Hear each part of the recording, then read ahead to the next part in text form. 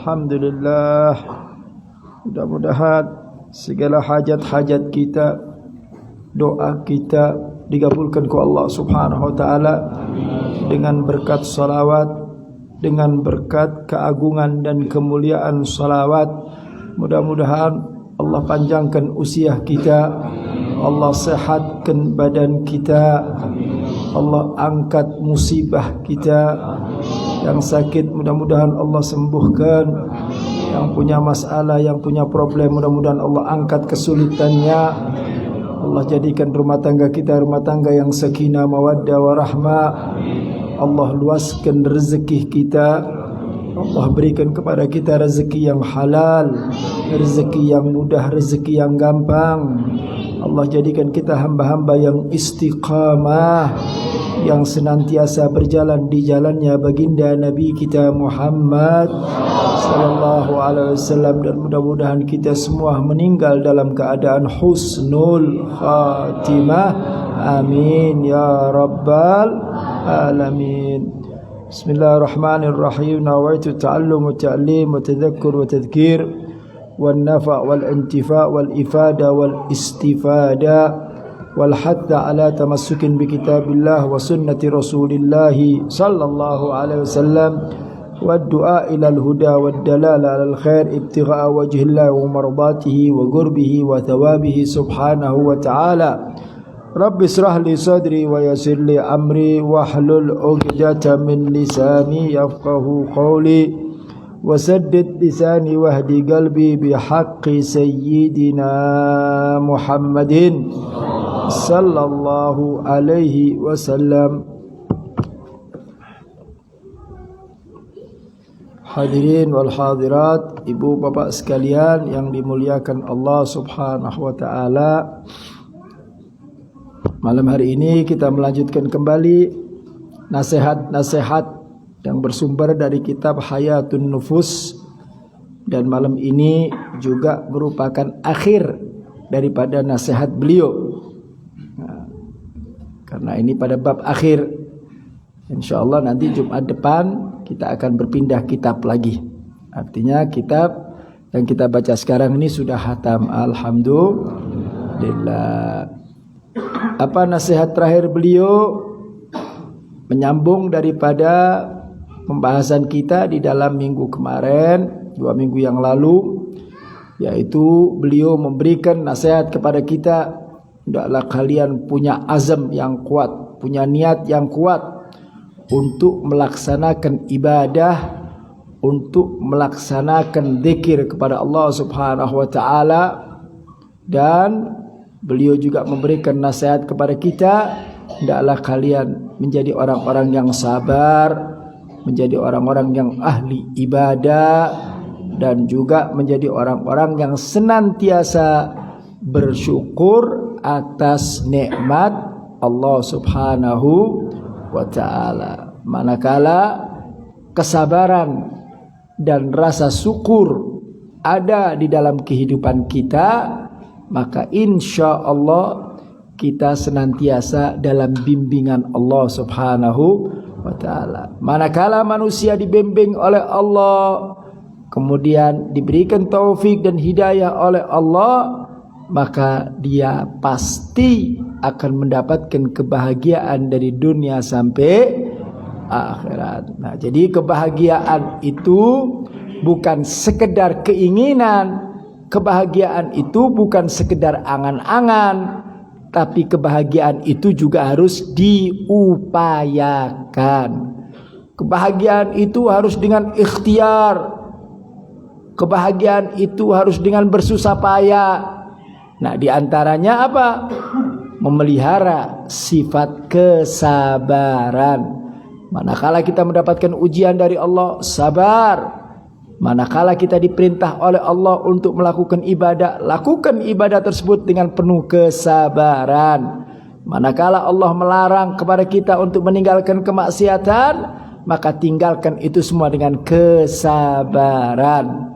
Kemudian bersyukur sebagai bentuk rasa hormat kita kepada Allah Subhanahu wa taala.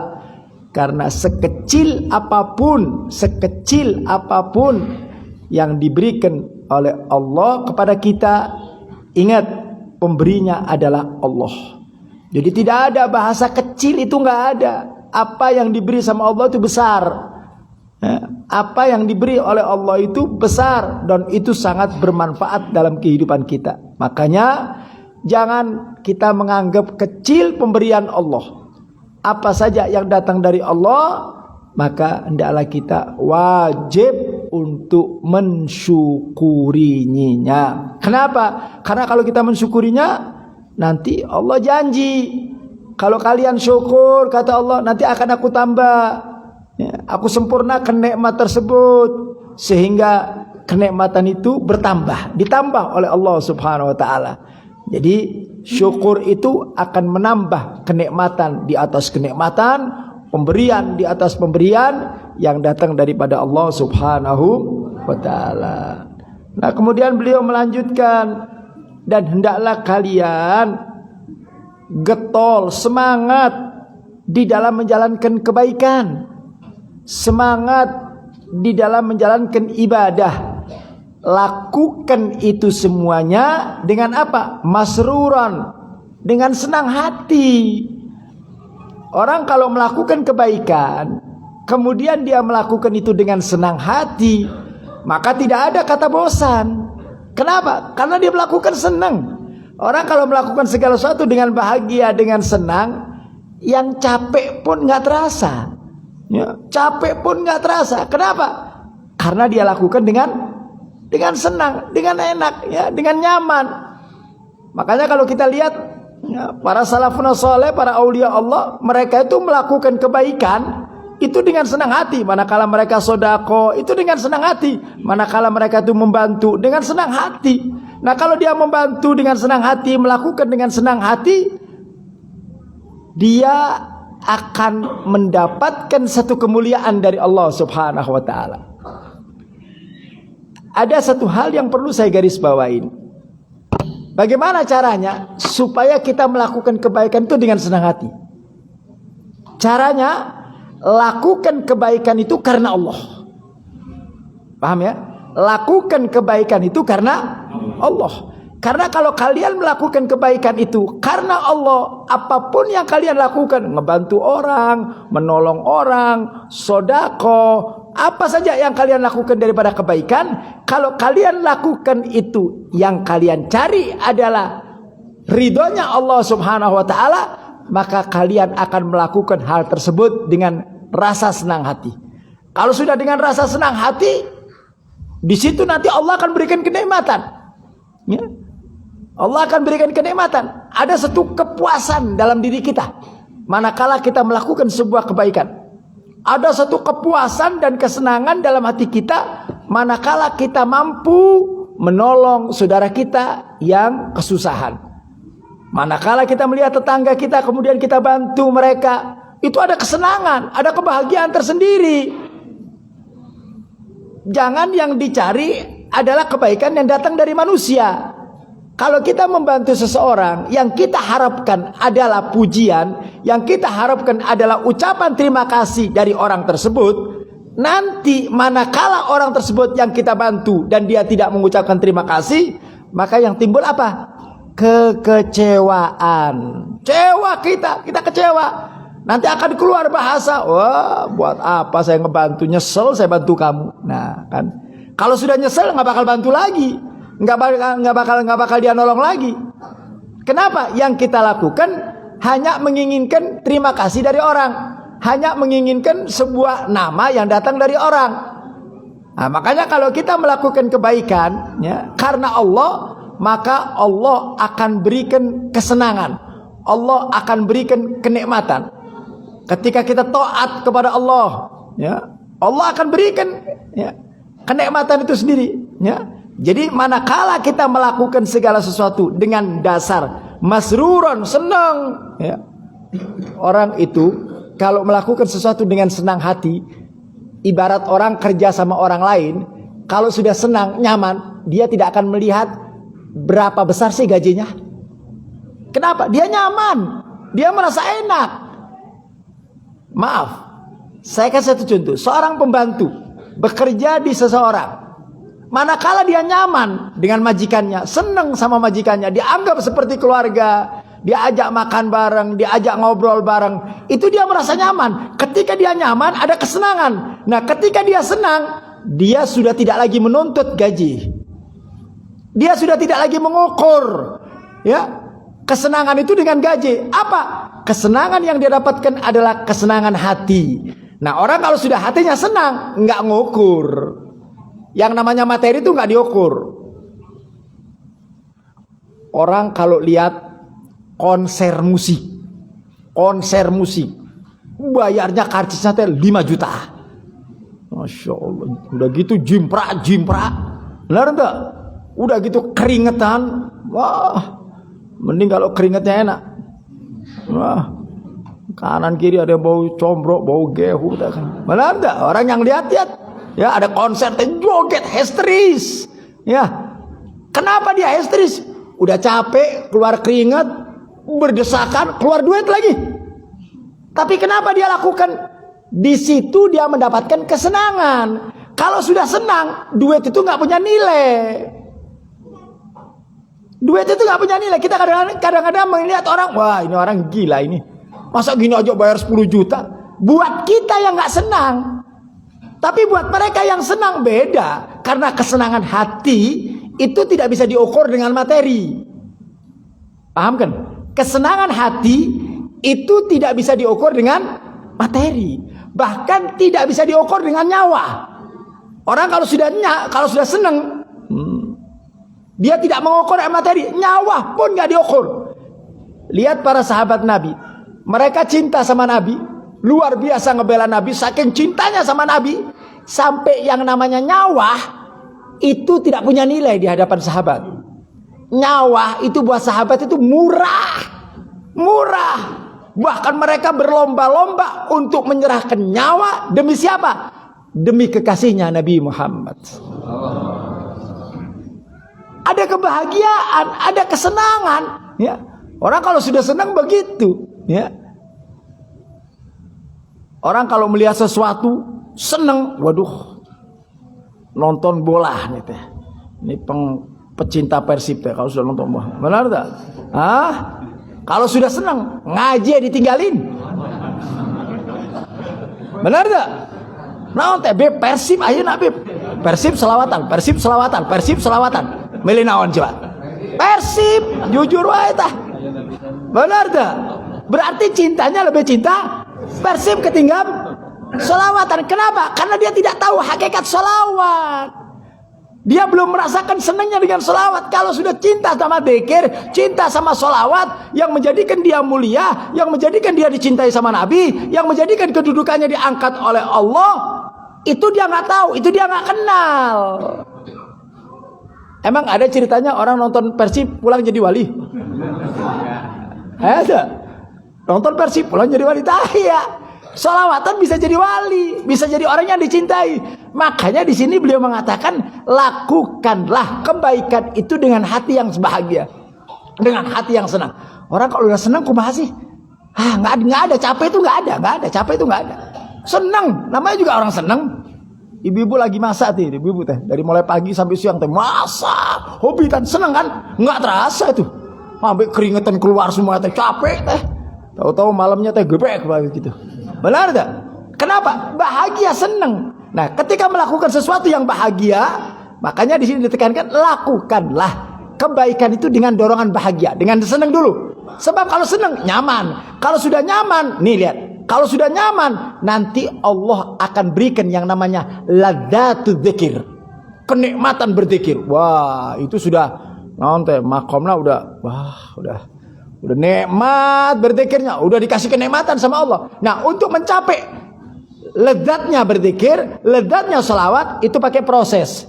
Cintain dulu kebaikan itu. Ada tempat yang di situ ada kebaikan, masuk. Ada orang baik, itu dicintai sama Allah, duduk. Pokok mana saja yang di situ ada kebaikan, masuk di dalamnya. Ya, dah lakukan itu semuanya dengan apa? Dengan masruran, dengan rasa senang. Orang kalau udah senang, ya Allah, nggak ada itu capek-capek itu nggak ada capek-capek letih-letih itu nggak ada. Namanya juga bahagia. Orang main bola teh 45 kali 2 kali. Wah, lari ke sana. Bola satu tadi kejar seberapa orang teh. Wah, benar enggak? Tapi bahagia, senang dia, ya. Nah, begitulah zikir kata beliau. Nah, para orang-orang soleh itu mereka menikmati. Mereka melakukan itu dengan bahagia, dengan senang, ya. Wa kun bil khair wa ta'ah masrurah kata beliau. Jadikanlah kebaikan itu dan ibadah kalian karena dasar bahagia, dasar cinta.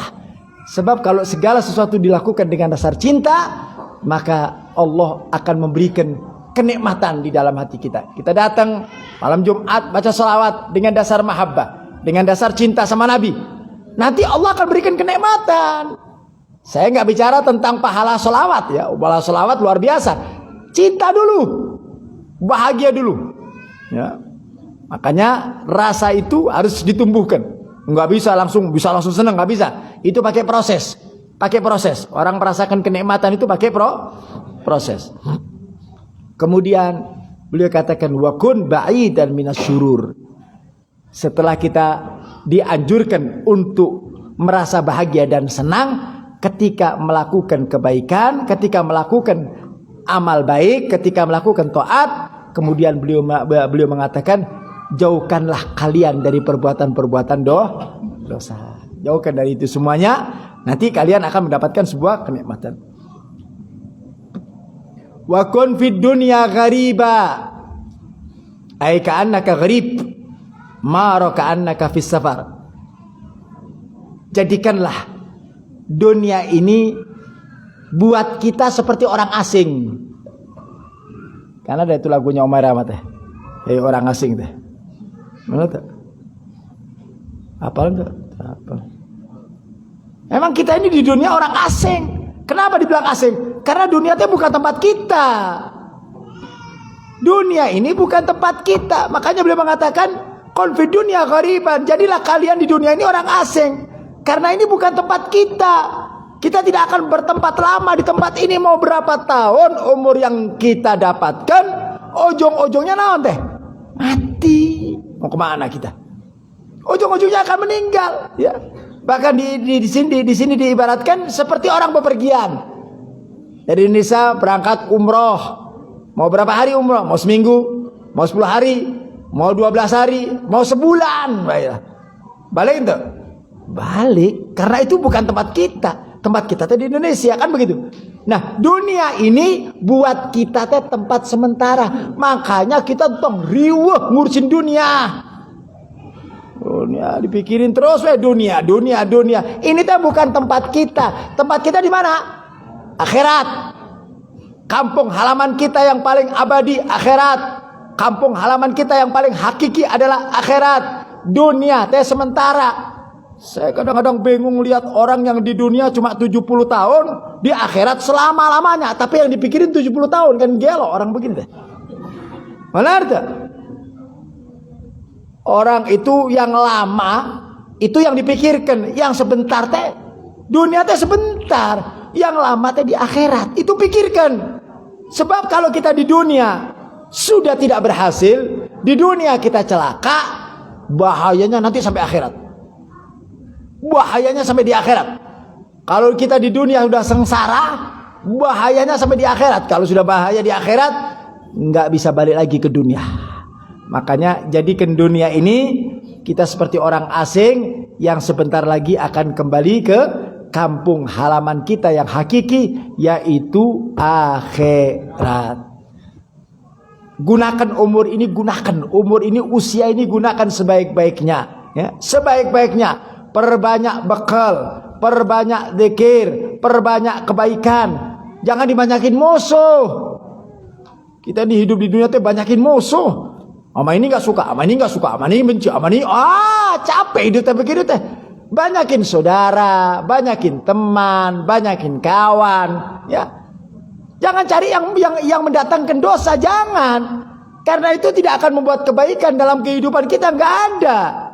Kalau kita berbuat baik, sering saya katakan, kalau kita berbuat baik, itu artinya kita sayang sama kita punya diri. Kita cinta sama kita punya diri. Dengan apa? Dengan cara melakukan kebaikan. Jadi sekali lagi, dunia tong betah-betah teing di dunia teh. Aku teh minta Allah panjang umur teh, minta panjang umur sampai seberapa teh, panjang umur. Di dunia teh riweuh. Benar tak? Masalah banyak, problem banyak, kesulitan banyak, listrik belum bayar, motor butut kreditan, riweuh tak? Tagih utang sana, wah riweuh di dunia teh riweuh. Benar tak? Di akhirat teh enak. Makanya orang-orang di alam kubur teh, ya Allah nikmat. Tapi kalau ibadah, nikmat kalau ibadah di alam kuburnya teh nikmat. Bahkan kata Imamul Ghazali mengatakan orang-orang ahli ibadah yang hidupnya dihabiskan untuk ibadah, dakwah, mengajarkan agama, itu nanti di akhirat, di alam kuburnya, sebelum dia masuk akhirat, sebelum dia masuk surga, di alam kuburnya dia tidur seperti tidurnya pengantin baru. Nggak bakal bangun kita nanti tidur, tidur pengantin baru atau benar tak? Wah, merasa nikmat, merasa nyaman. Jadikan kuburan itu untuk itu. Nah, bagaimana caranya? Berbuat baik di dunia, beramal baik di dunia. Jadilah manusia yang bermanfaat di dalam dunia ini. Jadilah manusia yang bermanfaat. Di samping ibadah bagus, melakukan kebaikan juga bagus. Jangan lupa, jadilah kalian orang yang bermanfaat. Apa untungnya orang bermanfaat? Orang yang bermanfaat kemudian dia meninggal dunia, dia akan dikenang oleh orang. Dia akan dikenang, dan akan diceritakan kebaikannya. Nah, tapi kalau hidup di dunia teh musuh sana, benci sana, ribut sana, nggak ada manfaatnya. Itu yang rugi justru kita. Beb, saya teh banyak yang musuhin, terserah, bukan urusan kita. Yang penting kita jangan musuhin orang. Kita ini prinsipnya begini. Jangan suka bohong, walaupun kita sering dibohongin orang. Paham tak? Jangan suka munafik, walaupun kita dimunafikin orang, biarin. Yang penting kita bukan pembohong, yang penting kita bukan munafik, yang penting kita bukan orang jahat. Orang lain mau jahat silakan, nggak ngerugi buat kita, nggak rugi. Orang lain jahat sama kita, orang lain hasut sama kita, orang lain dengki sama kita, nggak rugi buat kita, tuh nggak rugi. Justru yang punya sifat begitu yang rugi nantinya. Nah, jadi untuk mengumpulkan pahala-pahala daripada akhirat, dunia jadikanlah untuk jembatan menuju akhirat. Kemudian beliau mengatakan, hendaklah kalian jangan cinta dengan kedudukan. Kenapa? Karena kedudukan itu sumber daripada hasut, iri, dengki. Satu sama lain teh saling jelekan, ya. Gak usah tinggi-tinggi, pencalonan kelurahan aja. Wah, ini jatuh ini jatuh ini, kan begitu? Ya. Ini jatuh ini, hasutan. Nah, dan dicari kedudukan tenan. Carilah kedudukan yang datang dari Allah. Jangan cari kedudukan yang datang dari manusia. Jadilah kalian pemimpin di hati manusia. Bukan sekedar pemimpin saja, tapi jadilah kalian pemimpin di hati manusia. Pemimpin di hati manusia. Bagaimana caranya? Tanamkan kebaikan, tanamkan akhlak yang baik, maka kalian akan menjadi pemimpin di hadapan manusia. Lihat ulama-ulama teh. Selain ulama, orang kalau bikin acara besar teh ngeluarin duit. Benar tak? Ngeluarin duit. Ulama cukup pakai baliho satu. Ayat tabligh akbar. Tos we datang Benar tak? Ayat maulud datang nggak pakai undangan. Coba mereka suruh bikin yang lain, nggak bakal datang. Tapi lihat orang-orang soleh cukup pakai dalam rangka memperingati perayaan Maulud Nabi, penuh orang hadir teh. Undangannya cuma begitu aja. Kenapa? Karena yang undang menjadi pemimpin di hati jamaahnya. Yang undang menjadi pemimpin di hati umatnya. Jadi jadilah kalian pemimpin di hati manusia, bukan sekedar pemimpin, bukan. Karena orang kalau memimpin, di sini dikatakan kalau memimpin itu pasti banyak musuhnya. Ada hasud, ada iri. Sebab setiap nikmat, kullu dzi nikmatin mahsud. Setiap nikmat itu pasti dihasutin orang. Nikmat itu pasti dihasutin orang. Makanya siap-siap kalau kita dapat nikmatnya pasti dihasutin orang. pemimpin yang bersifat sementara. Jadilah kalian orang-orang yang menjadi pemimpin di mata Allah Subhanahu wa taala. Itu abadi pemimpin di mata Allah taala. Wa kun sahlan wa samhan wa sakhiyan wa wafiyan. Jadilah kalian sahlan, itu orang yang mempermudah urusan orang. Tong dipersulit urusan itu sama orang teh yang gampang-gampang saja. Wasamhan, gampang memberi maaf orang. Tong punya penyakit teh dendam wae teh. Sampai badan teh kurus tinggal tulang sama kulit teh. Kenapa? Digerokotin rasa sakit hati, digerokotin rasa dendam, digerokotin rasa permusuhan. Kurang lebih sama orang teh, kurang lebih jual beli, kurang lebih gampang maafin orang. Karena tidak ada manusia di muka bumi yang sempurna. Siapa? Nggak ada. Kita jangan nganggap kita punya diri teh bersih, jangan nganggap kita punya diri teh bagus. Orang lain pasti punya kesalahan. Kita ini juga punya gudangnya salah. Cuma kan kadang-kadang orang kan lebih pintar nunjuk orang daripada nunjuk dirinya sendiri. Oh, kalau nunjuk orang paling pintar. Kalau nyari kesalahan orang, wah, nanti ada bahasa nanti gajah di pelupuk mata apa kucing di pelupuk mata teh nanti. Ayo bahasa nanti. Kalau semut di seberang lautan kelihatan, gajah di pelupuk, nggak tahu kucing apa monyet apa pokoknya gitu ya lah, ribet lah. Mana enggak? Kita ini kadang-kadang kesalahan orang kelihatan, kita punya salah. Udahlah, koreksi kita punya diri, ya. Gampang memaafkan orang, ada orang salah, udah maafin aja lah. Ya. Orang yang terbaik itu adalah orang yang memberi maaf sebelum orang tersebut minta maaf. Yang repot itu ngasih maaf, yang gampang itu minta maaf. Habis nyalain orang, habis dolimin orang, maafin saya. Enteng itu minta maaf. Yang berat itu saya maafin kamu. Wah, itu yang berat. Makanya pahala orang yang memberi maaf itu lebih mulia. Nabi SAW di Quran dikatakan khudil afwah, ambil maaf tersebut. Artinya apa? Berikan maaf. Nabi SAW memberikan maaf sebelum orang meminta maaf. Bisa entah gitu. Orang teh ngedolimin kita, ya, orang teh menghina kita, orang teh mencaci maki kita. Sebelum dia minta maaf, saya maafin. Apa disumpahin? Kita kan disumpahin, ada orang begitu teh. Disumpahin apa kita? Nggak ada manfaatnya. Kalau sumpah kita terjadi, apa untungnya? Dia celaka, naon untung buat kita? Nggak ada. Yang ada cuma kepuasan. Syukurin teh kamu, puas saja. Manfaatnya nggak ada. Tapi kalau kita memberikan maaf kepada orang yang mendolimi kita, oh luar biasa. Ini ajaran baginda Nabi Muhammad Sallallahu Alaihi Wasallam. Makanya orang-orang dulu teh sahlan, wasamhan, wasakhian, dermawan. Tongkio teh tangan teh tongkio teh tangan teh. Bakhil kikir teh, masya Allah. Katanya Habib Zain bin Ibrahim bin Smith, beliau mengatakan jalan pintas menuju kewalian adalah dermawan. Seorang bodoh yang dermawan lebih cepat menjadi wali ketimbang orang alim tapi bakhil.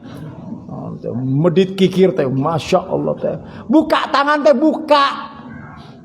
Rezeki teh datang dari Allah. Yang gampang bantu orang, yang gampang ini ada tamu, jamu, bikin ini, keluarkan teh. Jangan nunggu kaya dulu, jangan nunggu punya duit. Ayah sedikit, keluarkan, belajar sakhi. Karena Nabi kita Muhammad SAW itu luar biasa.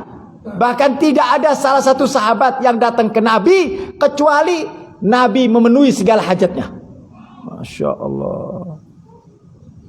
Gampang sama orang, mudah sama orang, gampang memberi maaf. Ya Allah. Hidup paling enak teh begitu. Emang sulit, gak gampang teh begini teh. Makanya kita gak bisa jadi wali.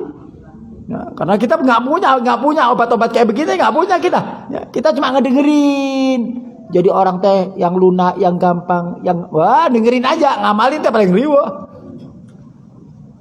Padahal itu yang menjadikan kalian menjadi mulia di hadapan Allah Subhanahu Wa Taala. Sifat-sifat aulia Allah, sifat-sifat para kekasih Allah itu semua begini nih sifatnya. Masya Allah. Ibadah luar biasa, sholat luar biasa, tapi yang paling menonjol seperti ini. Tidak mempermasalahkan hal-hal yang gak penting. Kita ini masalah kecil tadi besar-besarin teh. Udah maafin selesai. Ada orang salah keliru, udah maafin selesai, maaf-maafan selesai, bubar, udah gitu. Jadi saudara lagi kan enak. Jangan ciptakan musuh, ciptakan saudara. Jangan cari musuh. Orang itu punya saudara 1 juta, musuh 1, itu ngeganggu pikiran kita, Pak. Ngeganggu pikiran kita itu. Makan jadi nggak enak, tidur jadi nggak nyaman. Kenapa? Punya musuh. Nggak enak orang punya musuh itu. Belajarlah, hati itu seperti lautan, ya, seperti lautan. Siapapun yang mendolimi kita, maafin. Udah maafin. Selama, lihat, saya garis bawahi, selama dia tidak menghina syariat Allah Subhanahu. Kalau diri kita biasa, tapi kalau coba-coba ngeganggu syariat Allah, menghina Nabi, memutarbalikkan ayat, itu beda lagi. Kalau itu jangan bilang beb sing sabar, nanti gaprak tuh habis, sabar-sabar begitu, tak ya sabar, yang begitu. Orang yang kurang ajar sama Allah Ta'ala, orang yang gak benar sama Allah Ta'ala, yang menghina Nabi, yang menghina aulia Allah, gak boleh bungkem. Tapi kalau yang ada keterkaitannya dengan diri kita, udahlah kurang lebih. Kita ini jujur, gak sadar. Kita ini kadang-kadang sering mendolimi orang, tapi giliran didolimin, wah jimprak-jimprak kita lah. Benar gak? Kita ini kadang-kadang sering ngebohongin orang, tapi begitu dibohongin, kamu tuh jangan bohongin saya. Nah ente gunanya bohong. Kita ini nggak sadar sama diri kita. Kita suka nunjuk orang berbuat salah, padahal diri kita teh banyak berbuat salah. Nah, jadi sifat-sifat yang demikian ini harus dipelajari, harus dipelajarin supaya hati kita menjadi bersih. Sebab kalau sudah hatinya bersih, pandangan Allah akan tertuju di hati kita. Orang kalau sudah dipandang sama Allah dengan ainur rahmah, pandangan penuh kasih sayang. Kalau sudah begitu, maka Allah akan angkat kedudukan dan kemuliaan orang tersebut. Kemudian beliau katakan, wasil arham, sambung kau punya silaturahmi, jangan putuskan tali silaturahmi. Ya, yang putus sambung buru-buru. Ya. Lihat, saya mau jelaskan sedikit tentang makna silaturahmi. Kata Nabi, ya, yang namanya silaturahmi, ya, bukan bil mukafaah. Artinya begini, orang baik, kemudian kita berbuat baik sama orang tersebut. Itu bukan silaturahmi. Jadi misalnya ada orang baik sama Habib, datang ke rumah Habib, kemudian Habib juga datang ke rumah dia. Mau kemana? Mau silaturahmi. Itu bukan silaturahmi.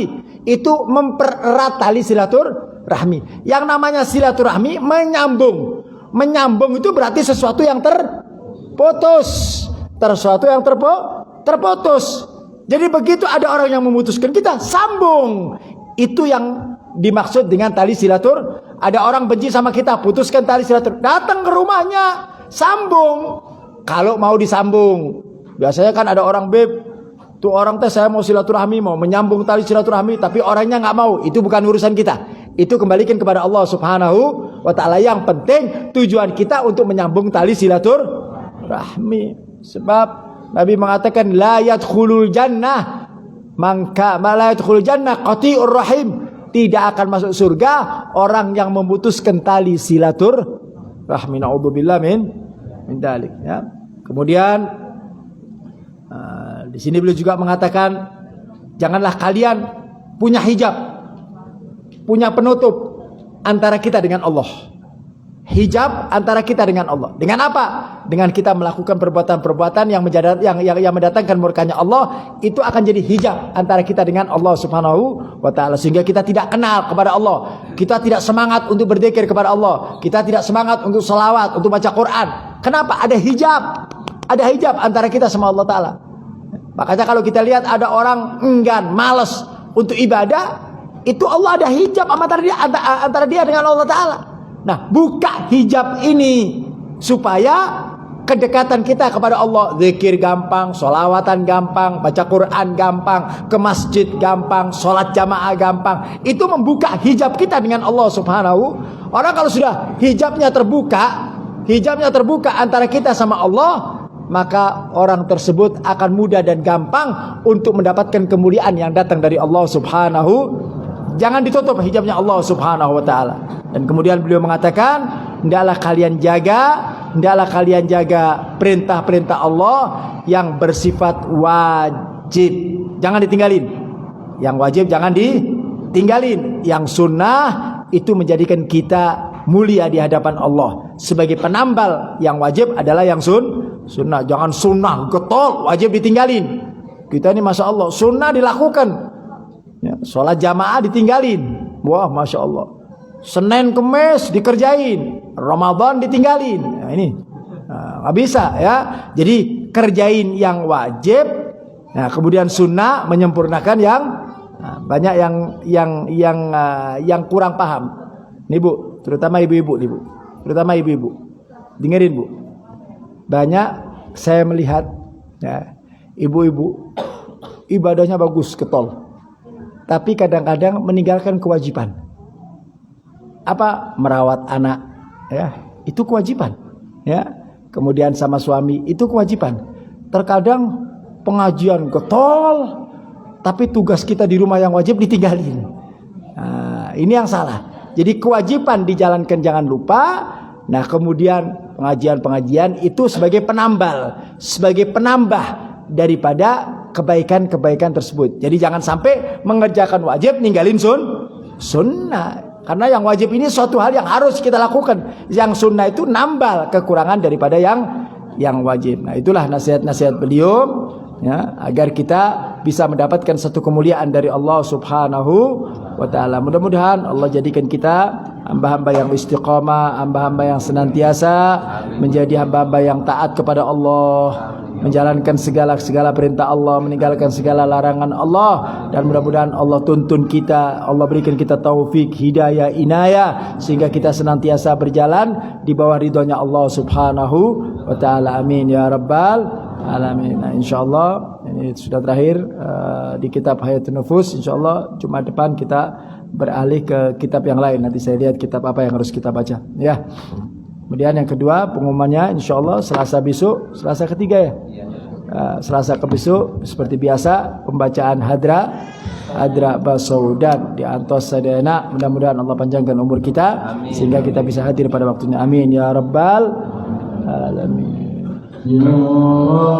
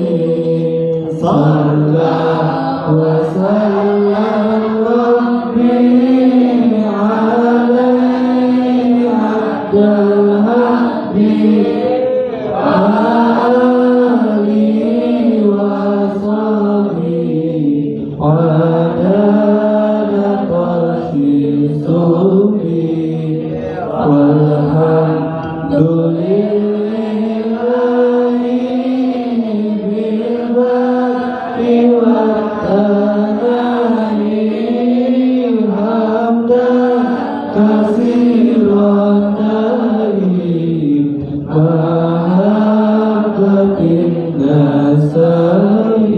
Alhamdulillah Rabbil Alamin. Assalamualaikum warahmatullahi wabarakatuh.